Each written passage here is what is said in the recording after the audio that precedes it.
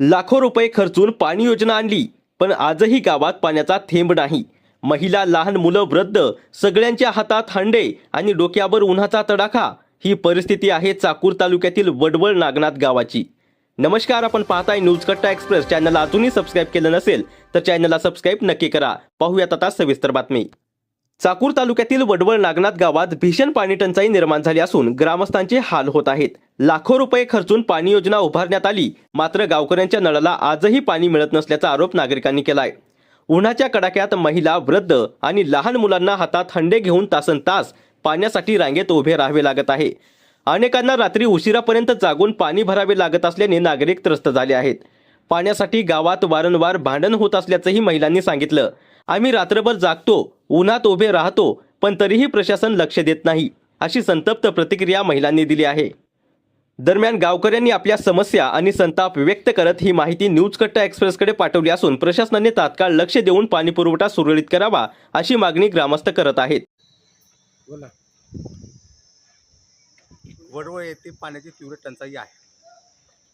1988 मध्ये शिवणी ते वडवळची पाणी पुरवठा झाली, पण ते पाणी पुरत नसल्यामुळं 2008 मध्ये जलस्वराज्य योजनेतून नळगा येथून पाणी वडवळ येथे आणलं गेलं, परंतु ते पाणी वडवळमध्ये कधीच आलं नाही. त्यानंतर 2018 मध्ये जलस्वराज्य योजनेमधून मंजुरी मिळाली, परंतु जलस्वराज्याचं पाणी देखील अर्धवट काम झालं, तिथं पाणी गावामध्ये नाही आहे.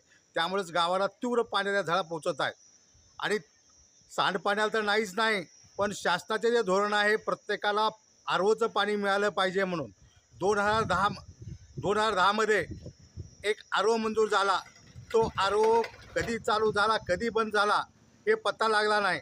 परंतु नंतर 2 वर्षाखाली 3 आरओ मंजूर झाले, पण 3 आरओचं फिटिंग पूर्ण मशिनरीची झाली, परंतु त्याचं पाणी नाही चालू झालं. तर हे सावळा गोंधळ हे ग्रामपंचायत आणि प्रशासनात याला जबाबदार आहे. त्यावेळेस BDO साहेबांनी संपर्क केला असता 2 दिवसामध्ये पाणी चालू करतो म्हणून मला 15 दिवसाखाली सांगितले, परंतु आताच्या काळापर्यंत हे पाणी वडवळमध्ये मिळत नाही. त्यावेळेस गावाच्या लोकांना पाणी मिळत नसल्यामुळं आणि पाणी दुसरीकडे पेटल्यावर लोक आजारी पडत आहेत. त्यामुळेच आजारी पडल्यास सर्वस्व जबाबदार हे ग्रामपंचायत आणि प्रशासन जबाबदार आहे. संदर्भात आपल्या गावामध्ये आरोप किती सध्या मंजूर आहे? सध्या मंजूर झाले 3 आहेत. तिन्हीचं काम झालेलं आहे, तयार फिटिंग झाले आहे, पण तो चालू नाही केलेला. आम्हाला रात्री 2-2 वाजेपर्यंत जागरण करावं लागतंय. पाणी भेटत नाही. पाण्यासाठी भांडण तंटा होतंय. कोणी आमच्याकडे लक्ष देत नाही, काही नाही. आम्ही काय करावं? पाणी पाणी करून आम्ही हैराण व्हायची वेळ आलेली तुम्ही आहे. सरपंच ग्रामसेवकला बोललात का? नाही बोललो, त्यांच्यापर्यंत गेलोच नाही. आता टाकीला पाणी आहे का सध्या? नाही, सध्या पाणी नाही.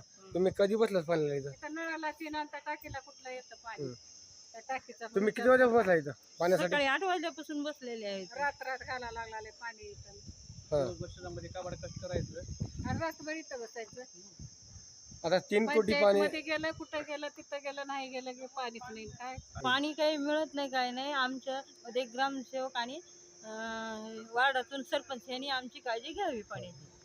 नाही, तुमच्या वार्डामध्ये कोणी आता फिरायला आलं पाणी मिळत कोणीच नाही? नाही आलं, कोणी येतच नाही. तुमच्या नळाला पाणी मिळालं का? नाही. नाही.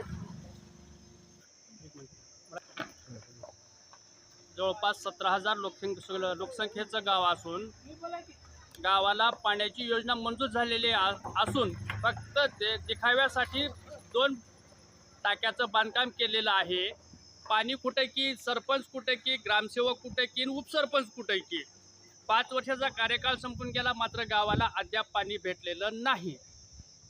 दिवसभर शेतामध्ये काबाड कष्ट करायचे आणि संध्याकाळी पाण्यासाठी वणवण फिरायचं. हा आमच्या गावची शोकांतिका आहे. वडवळ ग्रामपंचायतीची शोकांतिका सांगायचं म्हटलं, लातूर जिल्ह्यामध्ये जवळपास 6 उष्माघाताचे बळी गेलेले असताना देखील जर वडवळ ग्रामपंचायत पाण्याच्या संदर्भामध्ये जर दुर्लक्ष करत असेल तर त्या ग्रामपंचायतला ग्रामपंचायत म्हणायचं की दिवाळखोरीचा कारभार म्हणायचा आहे. हे ग्रामस्थांना समजत नाही आहे. कुठं सरपंच राहतात की, कुठं उपसरपंच राहतात की, कुठं ग्रामसेवक राहतात की, अद्याप एकाचंही पाण्याकडे लक्ष राहिलेलं नाही. जर 1 आठवड्यामध्ये जर पाण्याचा प्रश्न नाही मिटवला तर ग्रामस्थांच्या वतीनं ग्रामपंचायतला टाळे ठोकावे लागतील. तो प्लॅन्ट BDO साहेबांनी सांगितल्याप्रमाणे त्याने 4 दिवस तर वेळ निघून गेला, परंतु पुढल्या 8 दिवसाच्या आत जर RO प्लॅन्ट नाही चालू झाले